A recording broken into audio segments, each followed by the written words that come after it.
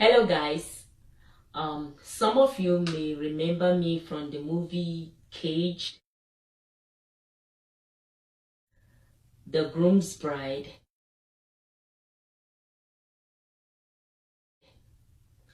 Governor's Gift, The Game, and maybe several other movies I did in the past.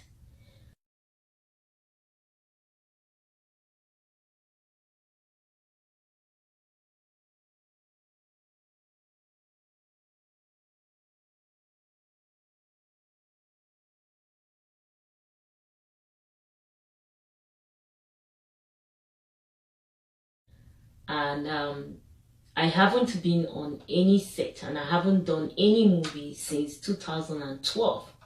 Since I gave my life to Christ, I haven't done any production. And some may say, but we see your movies titled 2016, 2014, and so on. The truth is that marketers, they rebrand these movies to make money, and so they can rebrand it, change the name, add a little bit scene, a different kind of scene here and there, and put the movie back out there. Also, some movies that one may have done long ago can finally be edited and put out in a recent time. But I haven't been on any movie set since 2012. Since my encounter, I haven't shot any movie. So the reason why I'm doing this video is to basically discuss with you why I left Nollywood, why I'm no longer doing movie for now, especially non-Christian movies. So I was in Ghana at the time. I was shooting several movies, I was writing script, I was doing different things. And at this point, I've been in a hotel for about 8 months. Yeah, I've lived in a hotel about 8 months. Basically, I had no life. It was a very lonely life, and I was in a hotel day and night, just writing script, go out here and there. I eat at the hotel, they did my laundry, they did everything for me, and really I was bored. At a point, I started having a desire to go out and help the needy. I began to ask some of the people on set, some of the producers, like, where can I go to care for the elderly or the homeless, you know? And they would look at me kind of strange, like, what kind of questions are these? We're gonna go on set by Monday. We don't have time for you to be caring for no homeless or elderly, you know? So they thought my request was kind of strange, and me myself, probably they were strange to me. After that, I started having strange dreams. But it was unlike any other dream I've ever experienced. They were definitely different kind of dreams. And I started praying. I really didn't understand much. I was religious. I went to church here and there. But pertaining to the spiritual stuff, I don't think I had a lot of understanding. So we shot a lot of movies, and I started basically desiring to return back to US, to return back to Houston, so that I can change my wardrobe. It was a very strong desire. And I started telling the production people that I need to go back to US. Of course, they were against it. They are like, no, by Monday, we need to be on set. We need to start a new production. And I was basically, I insisted. I said I needed a new wardrobe. I wanted to wear the latest fashion for the movies, and I really wanted to return back to US to do some shopping. So eventually they agreed. So I took off from Ghana, came to Houston, and I basically went on a shopping spree. I went to the Galleria, Houston Galleria, West Oaks Mall, anywhere there was mall, pretty much I was there. I did a lot of shopping, because I was thinking of the clothes I would wear in the production, in the movies that I was going to return back to shoot. So lots and lots of shopping. By the time I returned back to my hotel room in Houston, I had boxes everywhere. I had bought jewelries and shoes and dresses and whatever was in fashion. I just had a whole bunch of luggages that I would be flying back to Ghana in. I bought clothes for the producer. I bought things for almost, anybody that can come to mind. I shopped for them, and I was so happy and I was so content, and I couldn't wait to return back, for the second half of the production. At this point, I think I've shot like 4 or 5 movies.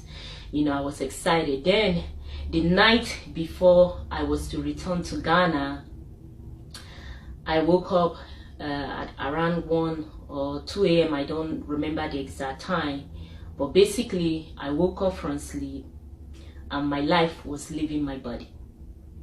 I was basically struggling for my life, and I started praying, but my prayers were empty. It was like I was wasting my time. I quickly grabbed the phone. I called my sister in Nigeria, whom I knew she was born again. She was the only family member that I knew for sure was born again. She was just not, she wasn't just a churchgoer. So I called her and I like, pray for me, pray for me, pray for me. She's like, what's going on? I'm like, I don't know, but I'm losing my life. Pray for me. So she started praying for me, and whatever it was started calming down. And after she finished praying for me, a lot of other things happened that I will not be able to share, but I heard the voice of the Lord saying, either 4 or 5 is enough. Go to your sister. And I didn't know what that meant. It took me a while to realize that I shot about 4 or 5 movies in Ghana, and that's what he meant by it's enough. Go to your sister. So the next day I got up, I went to my primary care doctor, I went to Houston Medical Center. I went to have me checked out, what's going on with me. And the result came out that I was fine. All the blood tests, all the blood works, it's like, you're fine, there's nothing wrong with you. So I was very confused. And I stayed back in Houston a little bit longer. I actually missed my flight. I didn't travel that day because of the confusion and all that was going on. I just didn't understand. So I stayed back at night, whatever it was that was. And I will remember the voice that said, 4 or 5 is enough. Go to your sister. And I didn't have any intention. By the way, my sister was in Abuja and I was to return back to Ghana. So I had no intention of going to my sister in Abuja. So I just basically, I continued to delay in Houston. The Ghana production crew started calling me, what's going on? You're supposed to be back. Why are you delaying? We need to get on set. And me, myself, my health, everything, I don't understand what's happening. I went to a pastor in Houston. I explained to the pastor and he said, well, go and pray. God will speak to you. So eventually this thing continued for about 2-3 days in Houston. I spoke with one of my uncle. At the time, I eventually left the hotel and went to his house to stay because I couldn't be by myself. So my uncle now advised me that, look, if the voice of the Lord is telling me to go to my sister, then it's best I go to my sister. Now, at this point, the production in Ghana, they were calling me and everybody was angry at me. And I was basically confused. Do I go to my sister? Do I go back on set? Eventually, I ended up in Ghana. I didn't go to my sister. And I couldn't shoot any movie because I got worse. In Ghana, instead of me being on shooting movie, instead they were taking me from one hospital to another, one doctor to another, and I had medication all over my desk in my hotel room. None of them was working. None of the medication worked. I couldn't shoot movie. I was not myself. So one night, eventually about 3 a.m., I contacted the people in Ghana. I said, look, get me to the airport. I need to go to my sister right now. So everybody put everything together. We went to the airport. I flew out, arrived in Abuja, and I met up with my sister. And my sister, basically, like, what's going on? I explained to her, told her, this is the voice, say go to your sister. Now, I can't explain everything that happened afterward, but I will tell you that it was a real transformation. Within 24 hours, I stopped taking any medicine. Why? Because everything that was happening to me, they started leaving one by one. So I was not taking any medicine anymore. What I was doing was reading the Bible and praying. I basically was engrossed in the Word of God. And for the first time in my life, I understood what I was reading. You know, before, whenever I read the Bible, within like maybe 2 minutes, I would fall asleep. But this time, I had understanding. I was seeing vision. So many things. The Lord was really, really speaking to me. And within the next basically 6 months, I spent 6 months in Nigeria. I was totally transformed. I was reading my Bible, going to the church with my sister, and I had a lot of time to think about my life, to apply what the Lord was showing me to my life. And He really opened my eyes to show me the lifestyle I was living was going to take me straight to hellfire. The production and all these movies I was doing, they were not glorifying His name. And I learned so much. When I returned back to Houston, I was a totally different person. I changed my phone number, my address, everything. The car that I drove, the transformation was day and night. Everything was different. Where I lived, the car I drove, where I went, the friends. In fact, most of the time I was alone. I changed my number. I didn't want anybody to get in contact with me. And everything about my life changed. Until today, I haven't looked back. The Lord has done such a wonderful thing in my life. He opened my eye. He showed me my life as it is. And the fact that I would end up in hellfire if I didn't change. And I am so grateful for what God did for me. And this is one of the reasons that I have opened a social media to share my experience with the young, with the old, and to warn the people that hellfire is real and that you need to give your life to Christ. There were so many things that I learned, and I'm still learning. One of the lessons I will never forget was the night after I did all my shopping and I had my heart desire and I bought everything I wanted. And that night reminded me of the story in the Bible, the parable of the rich fool. When God says, your soul is required of you tonight, and whom will all these things belong to? I had the latest fashion, jewelry, shoe, purse, whatever it is. I had them. I had boxes all over my hotel room. But that night, if I would have died, I would have gone straight to hellfire. And whom would all these things would have belonged to? So I have learned that you don't take pride in things. They are just things. Make sure your relationship is right with God. Your soul can be required at any time, at any day. You can be basking in your fame, basking in your wealth, basking in your career, whatever it is you are enjoying right now. Make sure you're prepared for eternity. Make sure that if you die right now, that you will go to heaven. Make sure of that, and don't be the rich fool who is so consumed with everything that he had and all the material things that he didn't know that he was going to die that night. Another lesson that I learned is that material things are trash in the face of death.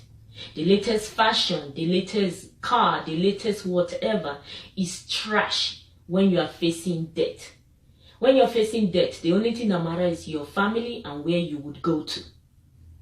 So at that point, all these things that people are dying for and people are selling their soul for, they are useless. In fact, when everything was happening and life was leaving my body, I could care less. about the latest shoe, about the latest purse, about production. What was most important is my life, and if I was to die, where would I go? Would I have gone to heaven? And of course, the answer was no. So, material possession are nothing in the face of death. Fame, all those things that we take pride in, they are nothing in the face of death. So please understand that you don't exalt material things over spiritual things. Spiritual life, your life with Christ, is very important. Material thing, car, house, whatever, fame is trash when you are facing death. Another lesson that I learned is that what you're doing, your profession, your job, whatever it is you're doing, does it glorify God? Is it something God approves of? Is it something that if you die tonight, that God will open his arm and say, welcome, my faithful servant? Do a self-assessment. Assess your life. Are you working at an abortion clinic? Are you one of those who is organizing girls so that your oga will sleep with the girl? Do an assessment of your life. Is what you're doing glorifying God? Because human being, the world, they can hail you, they can praise you, they can love you, but make sure that God approves of what you're doing. Can Christ praise you for what you are doing right now? If you die tonight, make sure your career choice is approved by God. Another lesson that I learned is that we should know our time of visitation. Know your time of visitation. Jesus wept over Jerusalem, and he said that they would suffer because they didn't know their time of visitation. A lot of time the Spirit of God is telling us, leave this stuff, give it up, let it go. This is not right. This is not good for you. Repent of this, repent of that. But we choose to ignore it. And a lot of people would ignore the Spirit of God until they find themselves in hellfire. Thank God I knew my time of visitation. You know, a lot of people would also tell God, God, if you do this for me, then I'll let go, then I'll walk away. If you give me another career option, then I'll leave it. But let me tell you, friends, I didn't have any other career option when I walked away. I didn't know what I was going to do with my life afterward. And the Lord didn't say, if you leave it, I'll give you this. No. After he opened my eye, I just ran for my life. You know, let me tell you, pressure was coming at that point. Pressure was coming from the set, from this country, from this place, from that place, of opportunities to do several movies. The people that I was working with at that time in Africa, pressure was coming. Get back on set, get back in production. But I ran, I walked away from it.